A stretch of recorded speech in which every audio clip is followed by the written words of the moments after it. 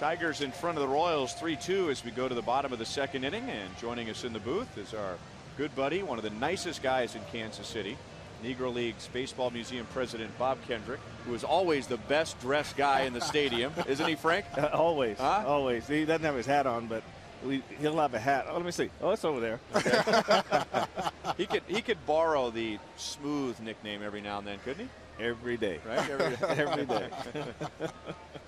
Well, let's get right to it, Bob. Are you satisfied with what the Royals are doing for the museum and Buck O'Neil tomorrow? Well, you know, it is a tremendous honor what they're doing to remember our dear friend and beloved John Buck O'Neil. And so, you know, we're really pleased with the fact that this is such a big year. Buck's centennial celebration is something that is really important.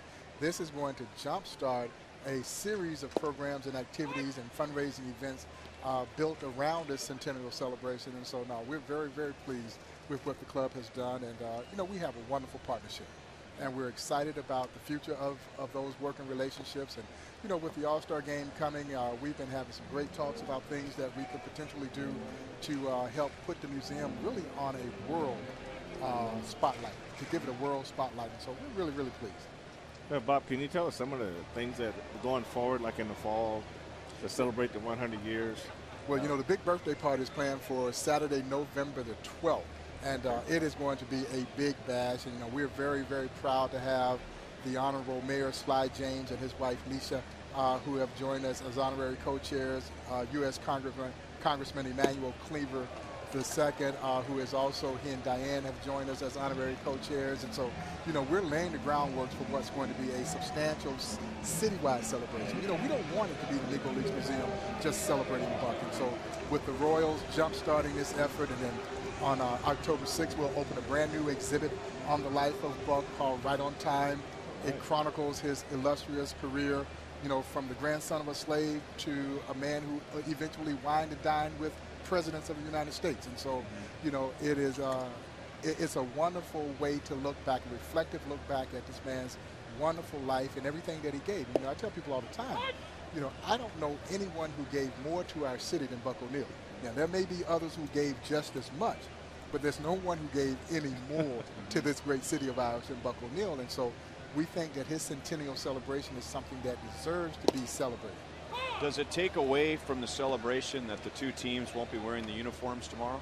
Well, I don't know if it takes away from the celebration. You know, certainly now I'd be lying if I didn't say that it was always something that we took great pride in when we saw those major league athletes in those uniforms.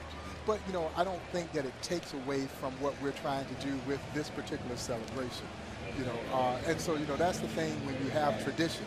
And the Royals created a wonderful tradition of the guys paying homage to the Negro Leagues by wearing the uniforms. Were the Royals the first to do that? I believe they were actually the first in the major leagues to do it. And it made sense. I mean, this is the home of the Negro Leagues Baseball Museum, the birthplace of the Negro Leagues. And so what the club has done through the years has been tremendous in terms of elevating the awareness of the Negro Leagues. And, you know, obviously all the guys took great pride in seeing those young athletes wearing those uniforms and seeing them wearing the pants up high, you know, that kind of thing. And I wore those a few years ago. Yeah, so sentimentally, yeah, we'll miss that. But, you know, it doesn't detract from what is still going to be a great celebration. And it's the Negro Leagues Baseball Museum for all of baseball. The Royals, as you pointed out, in this city has a special connection with it. But for the museum to survive, the museum needs the help of all 30 teams, right? Oh, no question. We need the help of the institution, Major League Baseball. We need the support of all the Major League teams, and we need the support of its players. You know, that is something that is vitally important to the long-term success of this organization. Well, thanks for stopping by. We're going to have a lot of fun tomorrow. Looking forward to it. All right, Bob. Bob Kendrick, the president of the Negro Leagues Baseball Museum, 3-2 Tigers.